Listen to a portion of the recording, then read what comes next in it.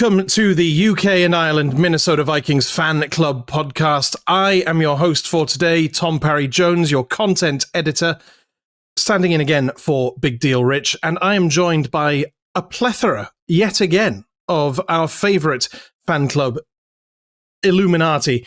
I'm joined by show producer and club co-president, Reece Field, club vice president and all-round nice guy, John McDonald, and general consigliere, that's what we're calling you today, Darren Hales. Say hello, gentlemen. Hello, gentlemen. Hello, gentlemen. Beautiful. Welcome along, everyone. It's another week in the UK, another week in Vikings history, and there's plenty to talk about with OTAs starting. We've got a few fan write-in questions to go over today and in the coming weeks. But we're unfortunately going to start with some bad news that unfortunately reached us just after we recorded last week's podcast. It's our sad duty, if you haven't heard already, to report the demise of former Vikings defensive end Jim Marshall. He died during the week last week, and the man is a Vikings legend in every aspect of the word. Provided so many wonderful moments in Vikings history. Reece, I'm going to come to you first. Do you have a Jim Marshall moment that stands out for you? I think now there's a very, very famous Jim Marshall moment, but it's what he did outside of that game, outside of that moment in that game, that really, sums up Jim Marshall for me. Because of course he did famously run the wrong way, but he was instrumental in the Vikings actually being victorious in that game. And I think that's sort of the Jim Marshall that should always be remembered. Not the guy who went the wrong way, but the guy who led by example, dug in, grit. I think he was called, was it the Sergeant, or I think Mr. Marshall? I think he was called by Brad Grant, which was, and if Jim Marshall ran, everyone ran. It was that sort of thing. He was a leader, and I think that's what he'll be remembered for. Definitely, I agree. Darren, how about you? Any particular Jim Marshall memories? Well, I mean, I know I look ancient, but it's still a little bit of a past bygone era. But obviously, he's a legend of that Purple People Eaters. Central to that, and as you say, leader, a 14-year captain, I think. So I think he's the longest-serving captain that's played, I think. And I think, did I read that he has the most consecutive games without missing a game? I think it's 282 games, which is the most for a position player. So he's an absolute workhorse. And when obviously all the ex-players are coming out and talking about him this week, I'm sure we've all watched, but it all sort of relates to the fact that he just was a grafter and he led by example. That's the sort of captaincy that he was. It wasn't necessarily a loud person in the locker rooms necessarily, but he certainly led by showing his work ethic, I should say. And so yeah, obviously very sad, but to have experienced him in the team and be able to watch those highlights back has been bittersweet this week for me to watch that. Yeah, definitely. I'm looking up the stats now, and he holds a record for the most opposition fumbles recovered in the NFL, but with 29. You alluded to this one earlier, Darren. He still holds the career record for the most consecutive starts by a defensive player and the most games played. The Vikings retired his number 70. Just that was the level of impact he had on the team, and of course he's in our Ring of Honor. John, what legacy do you think Jim Marshall leaves, not just on the Vikings but on the NFL as a whole? Oh, he just set the standard. He was the standard setter for that Purple People Eaters team, and he led that team. And quite frankly, it's been debated over the years whether he is a Hall of Famer or not. And he unfortunately left us before he got in. But yeah, he was. You ask anyone on that Purple People Eaters team, he was captain. He was the gold standard. He was what everyone looks up to. So yeah, he just led by example. Unfortunately, most of the NFL know him for one reason, and that's the wrong way touchdown. But yeah, as Reece alluded to before that, he actually won us the game by pretty much dislodging the ball and then us recovering it. So yeah. Yeah, absolutely. He will always be remembered by Vikings fans as one of the most integral players, certainly in our early history, if not our entire history as an NFL franchise.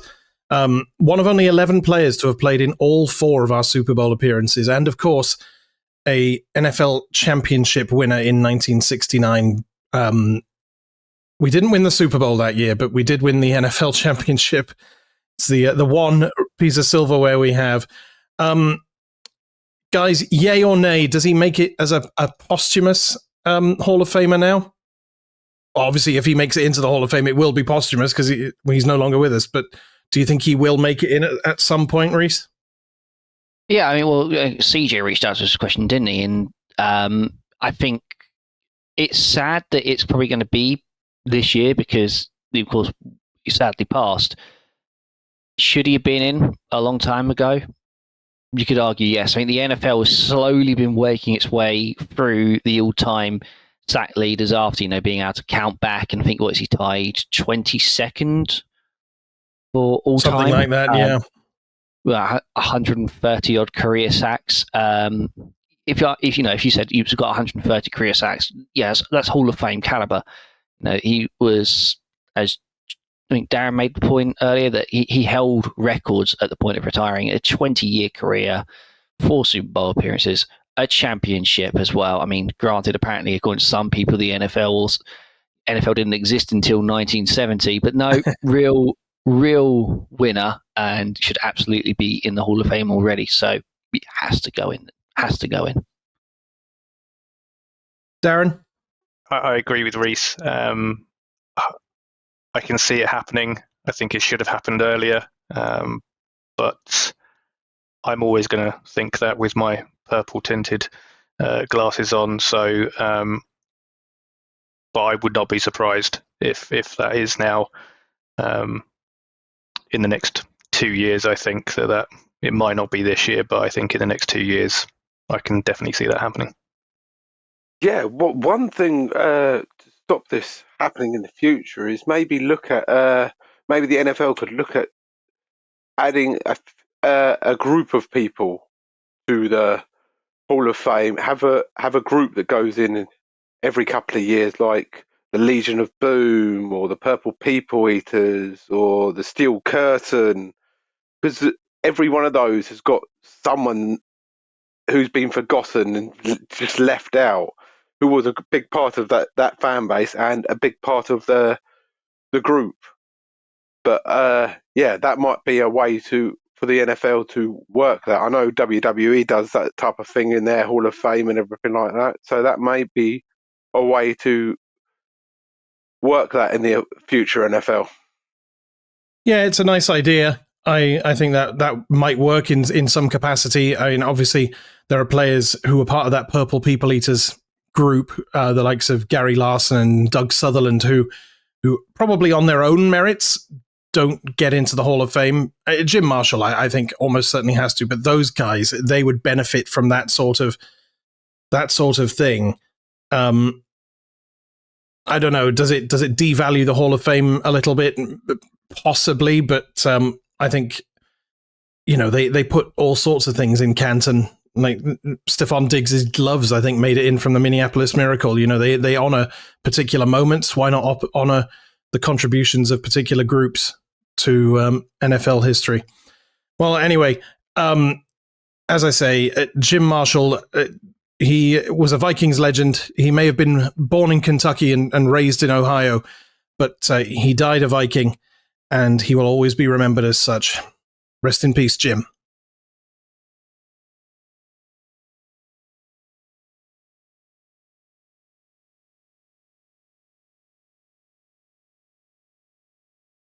So, of course, the summer is nearly upon us, and of course, it's that time of year again. It's the time when the Vikings players all get together and do unpadded practices to get used to playing together. It's minicamp, it's OTAs, and we're already seeing some pretty interesting things coming out of this year's OTAs. We talked last week about how JJ McCarthy is impressing people on X, Twitter, being a bit hyperbolic, but recognizing the arm he's got and the passing he's been doing, the record in inverted commas numbers of touchdowns he's been throwing in these practice sessions.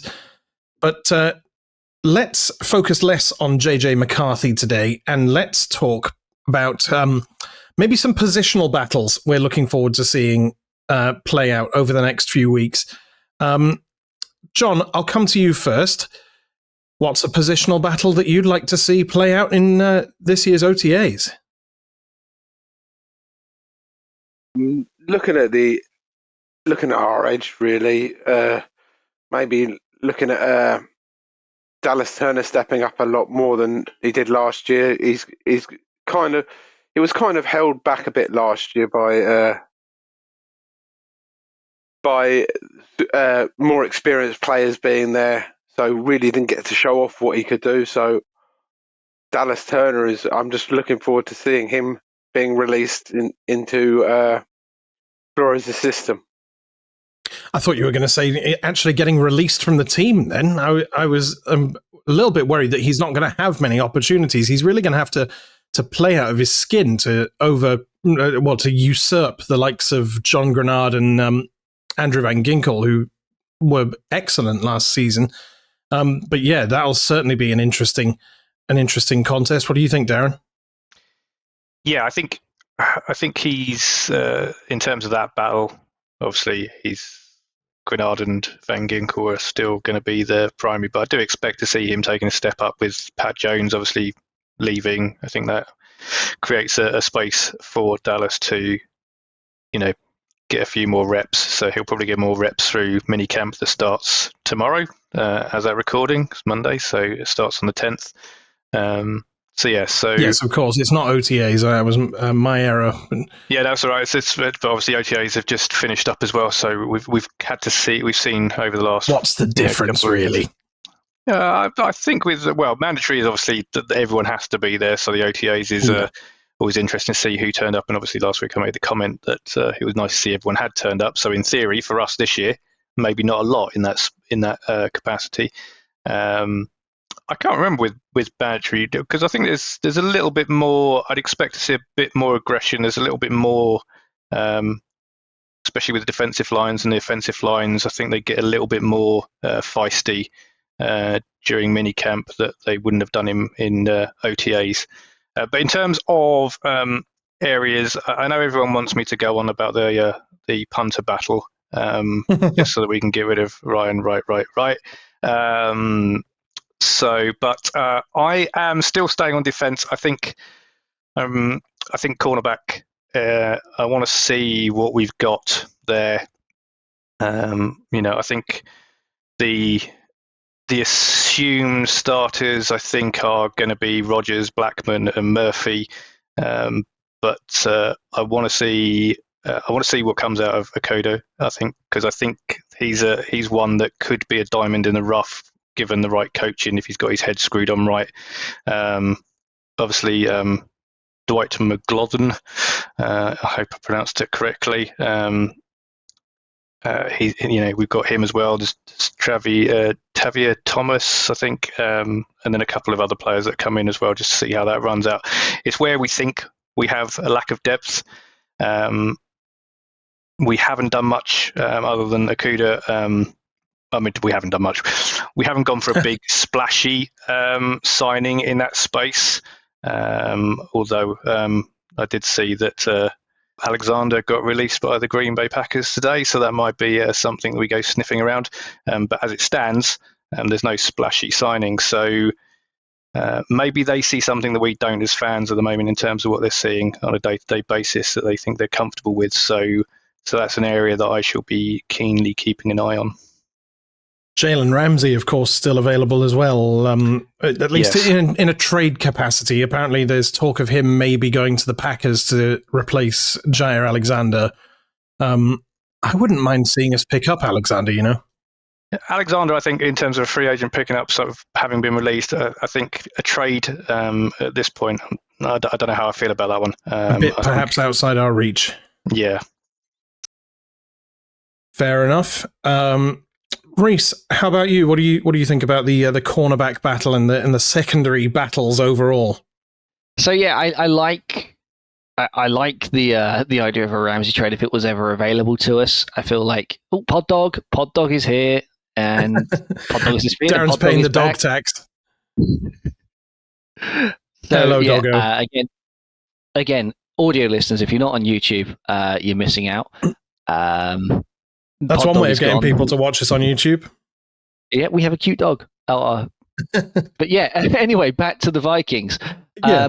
I like the idea of exploring a Ramsey trade. I think even though he might come with a price, I'd say it's worth it because with him, you've got quality, and we are almost in that win now position already. Even though we're playing with a quarterback who's going to have his first season as a starter, I'd like to see us make a splash. Jair Alexander, I'm not sure about. He's had a lot of health issues recently. I think we look at how he compares to when he's played against the Vikings. That's the main time we see him play. He's missed 3 of the last 4 against the Vikings through either inter or in-team suspension, which is always an alarm bell, or injury, and of course missed most of the 2021 season. So I'm not sure. It was really just cowardice. He just didn't want to play JJ. Yeah, exactly. He just doesn't want to play against Justin Jefferson or Addison, I think, because it's like how it's like how Neymar always somehow manages to be injured when it's his sister's birthday. Yeah, concerning that one.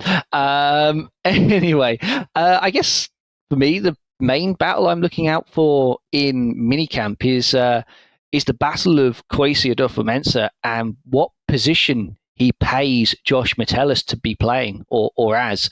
Because, of course, Josh Metellus is in that contract year now. He is a key part of the defense. There's not really anyone in the league like him.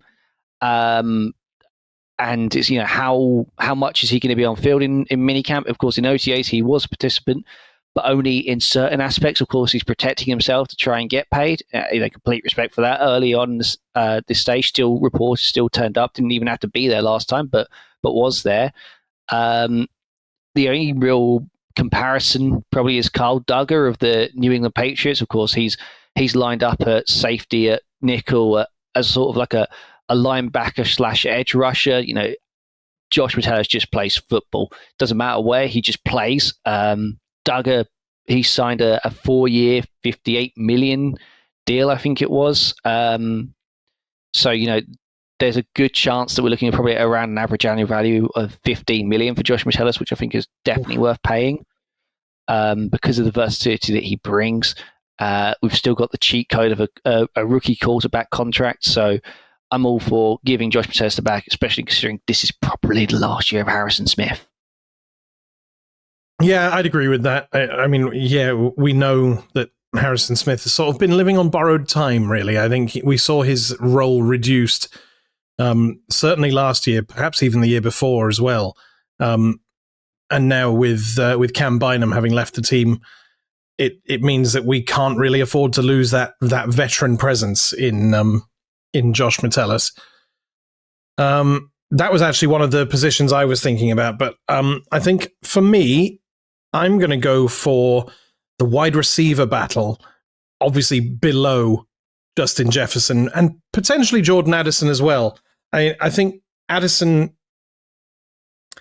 his position isn't really under threat, but I think that if the likes of Ty Felton and Jalen Naylor stand out over the next few weeks and months, they could see themselves leapfrogging him, especially if he gets suspended for the DUI that he had last summer. And plus, I'd really like to see how Rondale Moore fits into this team, because I think we don't have a lot of depth at wide receiver, or rather, not a lot of depth in talent, but we just have a lot of guys who could be a WR4, not really a WR3. So that's my take. That's the position I'd like to see fought out. What do you guys think? Yeah, I mean, it's interesting, isn't it? The wide receiver, as you say, it's not short of a few players if you look at the 90-man roster at the minute. But to be fair, wide receivers are a dime a dozen. Like, often you can pick up reasonable talent as undrafted free agents, or even low down in the draft. I was going to say, you look at Deshaun Jones last season. Of course, he was a UDFA pickup, got cut, got added back to the practice squad. Will he make a splash? But I've also sort of been hearing the name Silas Bolden quite a bit. Undersized, can be a punt returner, and of course, if you've got an extra, trick up your sleeve in terms of contributing in special teams as a wide receiver, and we saw, was it Dan Chisea make the team a lot as a wide receiver, even though he was really only there as a gunner. Well, that's how Thielen got it. Thielen got his start on the Vikings roster as a special teamer. I think the first touchdown he scored was off punt block. Josh Metellus too. Yeah, of course, we were talking about him earlier. Yeah, I've got Silas Bolden as a sneak into my 53-man, my way too early 53-man prediction. I've got him being that last wide receiver that comes in. But I think that's an article we're going to have to get up before the end of this month. When you look at it, I think most teams would kill to be in position wide receiver wise that we are in, having 1 and 2 really top, and having maybe an argument over, do we have a good, really solid number 3? Most teams would kill to be in this position. Yeah, I think Naylor made a good case for it last season being 3, but with the drafting of Ty Felton, I think he also has a really strong claim to that role, because you don't draft a guy in the 3rd round, even the end of the 3rd round, if you're only going to make him your 4th string wideout. Yeah, which was my complaint, because that's where I saw him. So if that's how it works out, then I'd be annoyed. But if they've seen something more, but I think they must be expecting that suspension for Addison. Yeah, I think JJ and Addison. I think they're locked in. I almost sometimes see them as a 1A and 1B, to be honest. Yeah. So I think that next. That's very. I don't think it's very generous to Addison, but it is generous to Addison. Yeah, I mean, in terms of my point is that if Addison goes to any other team, he's a wide receiver. He's a wide receiver 1. Yeah. So I think that's what I mean. I think the battle is between Ty Felton and Naylor for that next slot down. But you mentioned Rondale Moore. You've got Tim Jones as well that's coming as well, and I wouldn't rule him out of having some effect through this camp as well. Well, I was going to say, I think that's the issue, isn't it? We've brought in so many players that now we need to see who can do what and who's going to survive this the first round of roster cuts. You'd hope not to see many drops in pre-season games with the depth of wide receiver we brought in. We're like the Packers, like in the sense of we've got probably 7 or 8 wide receiver 4s, except for the Packers. Wide receiver 1 is also their wide receiver 4. Never fails to get a laugh. A nice little dig at the Packers to round off the section of this podcast.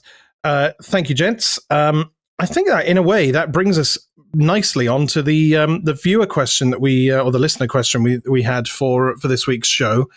And it's come from, is it from Jonah Gilby? Yep, Jonah.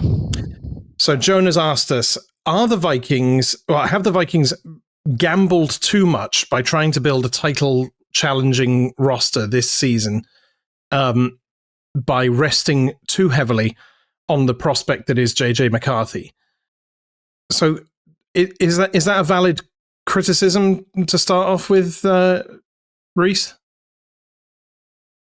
It's probably all of our biggest fears is what if JJ McCarthy just isn't as good as we all thought or hoped. I think in terms of, rookie or young quarterbacks in the positions they're in, there was a reason that all of them last year were saying they wanted to come to the Vikings. And it's because it is that best place to have the chance of success. Given, what we saw with Kevin O'Connell almost making a serviceable quarterback out of Josh Dobbs, getting the best out of Kirk Cousins, Sam Darnold. I am confident that we will get something out of JJ McCarthy. I still think even if it doesn't go well, we're probably still in and around 800, in and around 500, like an 8-win season. At a worst case, because of the talent that's around, the defense is strong. You'd have to have some very bad quarterback play to struggle that much. Yeah, that's fair. What do you think, John? I think the team was already here. It was ready for any quarterback to walk into, and we do have a title tending team around it, and we've added a few veterans over the summer with on both sides of the line, just trying to get that veteran presence there. But look, we've all been here. We've all had these QBs come in and pin our hopes on them, but eventually it's got to be different for the Vikings, hasn't it? Eventually we've got to strike the gold. Eventually we've got to get that QB. Of course. It's very, very difficult when you lose your rookie quarterback to a season-ending injury in preseason. But as you say, I think you're probably right that we did have a team already, regardless of whether McCarthy was good to go last season or this, and now they've strengthened around that. And it's not just a win now mentality, because they've signed some of these guys to multi-year deals. Will Fries is on a 5-year deal. Jonathan Allen's on for 3. Ryan Kelly and Javon Hargrave are on for 2. There's not that many pieces who are going to be free agents at the end of this coming season. Darren, is that something that you've noticed as well? Yeah, I mean, obviously they've definitely they have heavily gone in to protect JJ, and all the actions are that they're putting all their eggs in that basket. Obviously, Jonah's question is around the fact that, let's be honest, there is no veteran presence in that quarterback room. You got Rippin, you got Sam Howell, and you got Max Broomer, or whatever his surname is. I forget. Rosmer. Yeah, Rosmer. I knew it was something. It was on the tip of my tongue, but it wasn't quite right. So a very young QB room there. I think that's counteracted. No. That's counteracted by the fact that we've got Josh McCown, who, for all intended purposes, is the coach, but is also that veteran QB presence. It kind of acts as both. So I think that's it. Obviously, he's not going to jump into the breach if it all goes belly up, though. And I think that's where the concern is, that firstly, we're all there's always that what if JJ is rubbish. Counteract that. What if he's actually better than we think he is? What if he is great? What if he's prime Tom Brady? Exactly. So that's an option, but it's also, players get injured, and that's probably that's my bigger concern. Not that we're all putting our eggs into one basket based on whether JJ is good or not.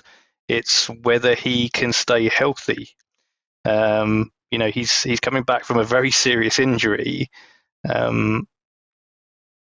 We all hope that that's done and dusted, and he's now 110%. But yeah, there's nothing to say that he can't. He can't pick up another injury, even if it's for a few games. And what happens there? Is Sam Howell really ready to step in and be that backup QB? I'm not convinced. it's a difficult tightrope to walk, isn't it? It's you've got to obviously you want the elite talent to be your starting lineup, and you have to guard against injuries, but to guard against injuries sufficiently, you have to take away some resources from what you're putting into your starting lineup, which obviously depletes what you have in among the 11 guys on the field. Is that the direction you were going to go with that, Reece? Well, I was really just wanting to go and talk about, just because Darren made a really good point about the level of experience around JJ McCarthy, and I think it's also something that should something go wrong and he misses a game or two with injury, we really hope it doesn't happen. But I think one of the more underrated signings of free agency for us was Ryan Kelly. Having a veteran center is going to be such a huge help for JJ McCarthy, because he'll be able to, rely on him in a sense of picking up protection, setting protections, picking up blitzes that he may have missed. Having you as a quarterback in the center, you always have to share a brain, and you couldn't wish to be having a better, a better center, I think, in the league to share that level of experience with, as JJ McCarthy. And even if it's Sam Howell or whoever, it's going to go a long way to helping him. Yeah, they're going to have to develop a pretty close bond, McCarthy and Ryan Kelly. I actually saw a clip from another podcast it was one with a couple of former Vikings offensive linemen, actually, Alex Boone and the O-line committee. That's a very good. Yeah, if people are not watching that, get on it. It's definitely worth very watching. Good. Oh, I saw the clip. I saw he's talking about what. So they're asking Searles where do you want the quarterback to have his hands when he's under center, and he's like, I mean, how blue can I go? He says basically you want to be lifting sack. to give the center a target for where to put that ball. If he doesn't know where he's putting it, that's where fumbles come from. But we don't want to be talking about fumbling around with the sack. Yeah, I mean it's fair to say that QBs and centers get very very intimate. Look, there's a reason that quarterbacks are renowned for taking their offensive line out for dinner. That was maybe because the center's gone. Buy me a drink first. Yeah, exactly. Candlelit dinner with just the center. What was it? It was. Yeah. Jeff Saturday went with Payson, didn't he? Yeah, he worked with Rodgers and Manning, didn't he? Yeah. He moved when he moved. He took him with him. He was like, "Well, if you're taking me, I'm taking this guy with me. He's part of the deal, really." And then there was a Pro Bowl, wasn't there, where Saturday was he was on the NFC because he'd moved to the Packers, but he was retiring, and Manning wanted to have him snap for him one last time in the Pro Bowl. So Saturday, despite being an NFC player, switched over to the NFC for the AFC for one snap. Just to feel Manning's hand one more time. Yeah. And I don't know if you guys touched on this last week, but Harrison Phillips' comments about JJ McCarthy, saying he reminds him of a young Josh Allen when he was on the Bills. So yeah, we know he has a close relationship with Harrison Phillips because they worked together a lot last year. JJ went to him for a lot of help, asking him to help read defenses and everything like that. Let him know what's coming at him. But that's very, very interesting comment. Yeah, they do have a close relationship. He wasn't pushed. Phillips wasn't pushed on that at all. He just came out and said it. He wasn't asked about that. He just came out and said it. No, it's nice to have the veteran players all having the back of the rookie quarterback, because there's nothing worse than being a new player being a new person in any situation, but particularly a rookie quarterback in the NFL not having the support of your teammates. But I feel like JJ McCarthy has that. Justin Jefferson and he have been working together on routes and catching and things. And with Phillips now saying that McCarthy feels like, he's got that aura about him, like a Josh Allen, that he can lead this locker room. I don't think we are putting all our eggs in one basket. I think we have reason to be confident in JJ McCarthy, and I think if Kevin O'Connell and Kwesi Adofo-Mensah weren't just as confident, they might have gone harder after and no offense to Sam Howell, but a better QB2. Well, that's it, wasn't it? It was almost like, I'm sure if anyone saw the War Room footage of when they acquired Sam Howell, and it was thought out, but it was almost like, well, I guess this guy will do, in a sense. It wasn't like, oh yeah, we absolutely have to go into this draft and on day 3 we're going to have to pick up Sam Howell because that's the guy we've earmarked. It was like, yeah, he'll do fine as a QB2. He's played in the league, and that was enough for them. Recent enough history as a starter. Yeah, and there were whispers that they'd talked about bringing him in weeks before the draft. I think they were just looking at how the draft panned out, what other players were available at that position before they finally pulled the trigger on it. Seeing what draft capital they had left to trade, really.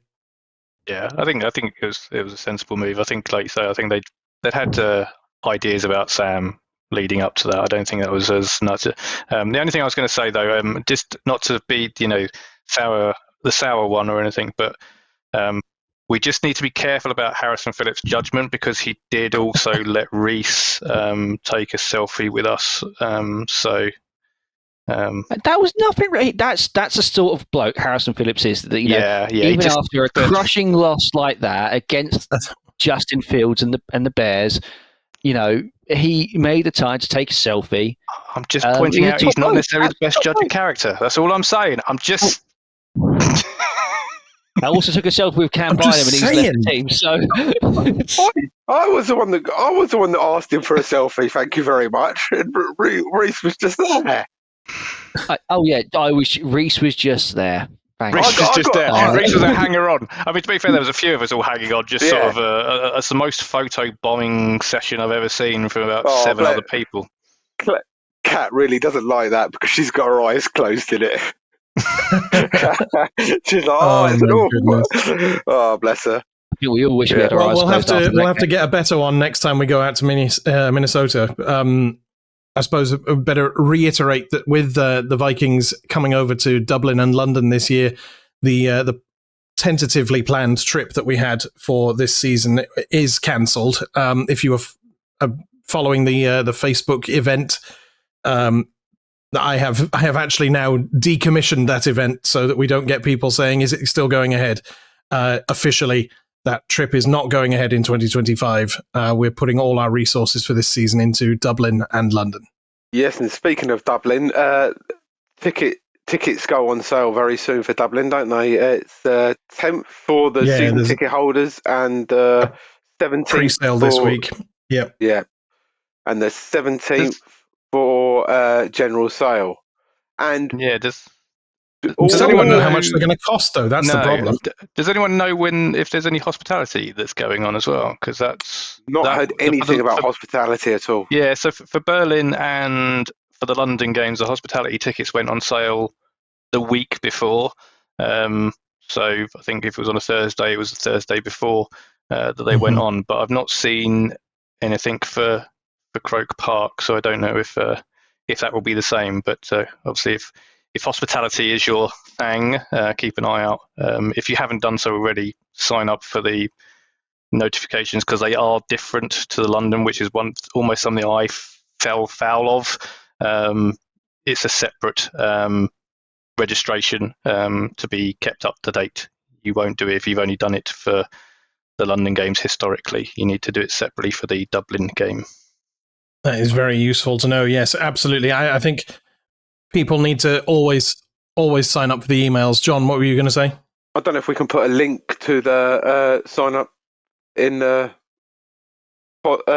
in the pods down here. Of course we can. We can do whatever we want. Or we can do that. Darren could even If put we it on the screen remember. now, maybe we'll type it out. I might just, you might just appear at the bottom of the screen right now. Ticker tape going across the bottom. Yeah, if I've got time.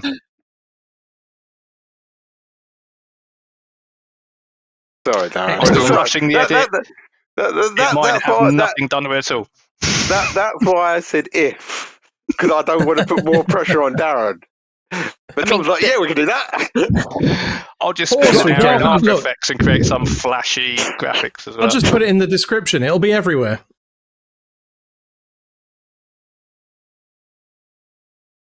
Yeah. Rather than focusing on the maybes or potentials of Darren having time to edit this to his full capacity this week, John, there is a definite. You've picked a charity.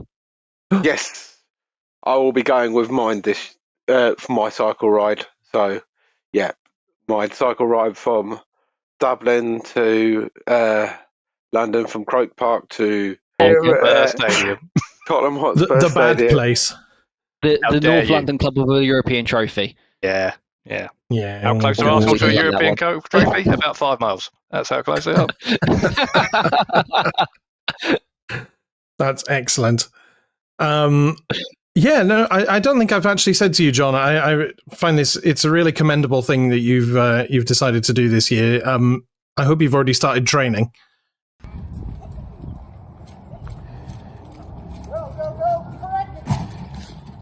Because I think by this point, he's bought a bike.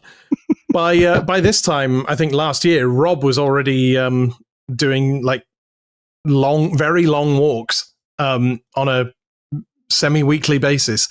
So I hope you're going to be fit and ready for it. Coming over on the ferry, I assume, from Dublin to Holyhead, and then cycling over through Wales and down to London. Unfortunately, they don't do a ferry from Dublin to Liverpool anymore, which would cut about 10 hours off my journey if they did.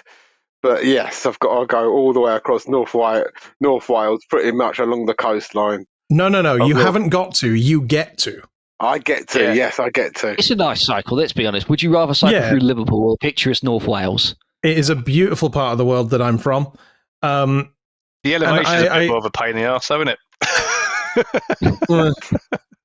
Luckily, the going along the coast road is fairly flat. Good point. Good point. I think that extra mileage should be all the incentive our listeners need to donate. Once we have that information available for you, we will get it to you, and people will be able to contribute to John's charity cycle ride in aid of Mind from Dublin all the way to Tottenham in time for the Vikings game against the Cleveland Browns. You lot. I'm just jealous. As a Man United fan, I'm jealous of that Europa League trophy. Come on, why are we talking about small clubs? Right. On a more serious note, of course, John's doing something great for charity. Charity, I think the choice of charity is fantastic, John, because it's not just a charity that we all know, but it's a long way that you're going and you're traveling on your own. And Mind are a charity that are there for people who are on, who are going through something and feel alone. And it's important to know that people, you're never alone, especially in this fan club. There's always someone to talk to. American football is a wonderful distraction from some of the hustle and bustle of everyday life. Sometimes we get a bit upset by the game itself, but of course it is just a game. But what John is doing is for a much more of a bigger cause.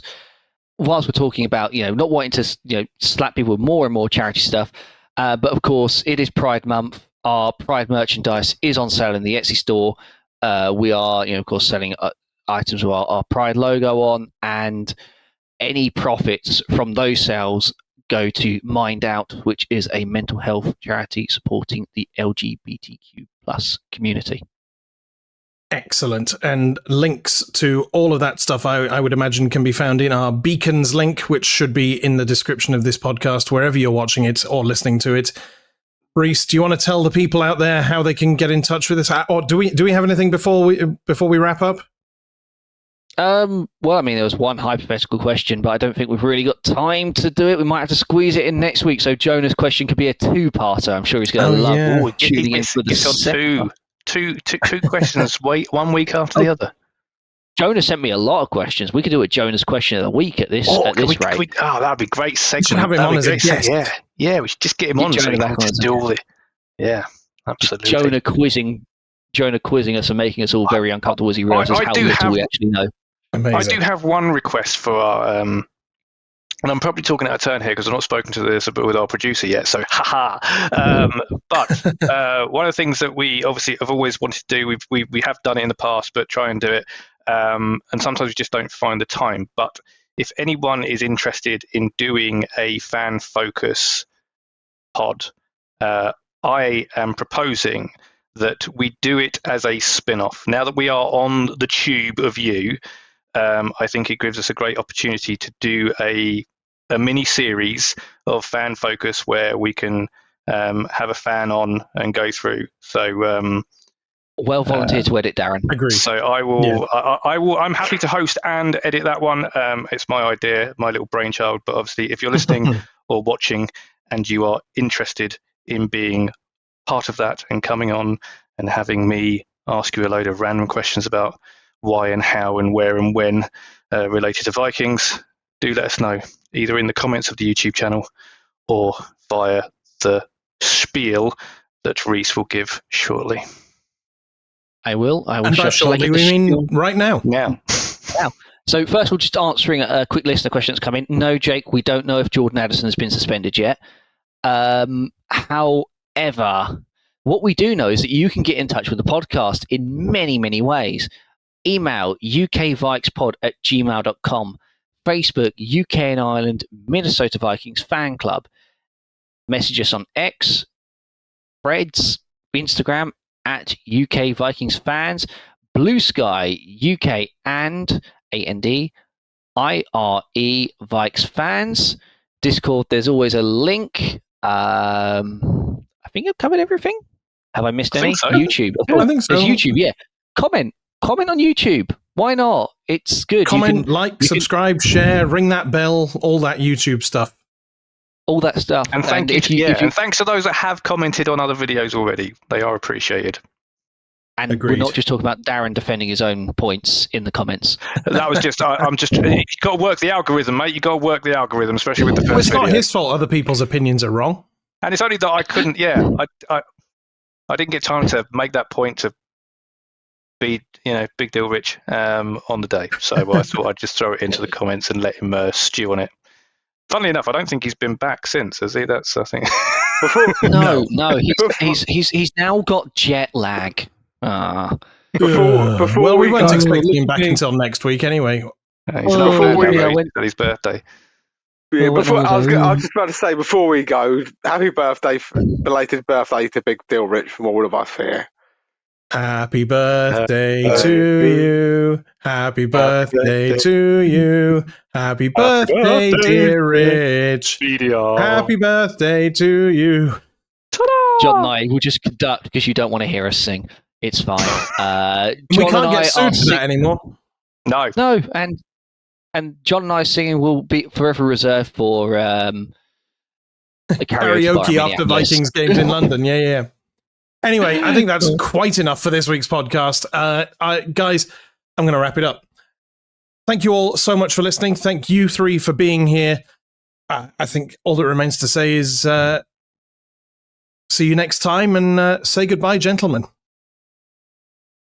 Goodbye, gentlemen. Goodbye, gentlemen. Bye, gentlemen. Cheers. Ta-ra.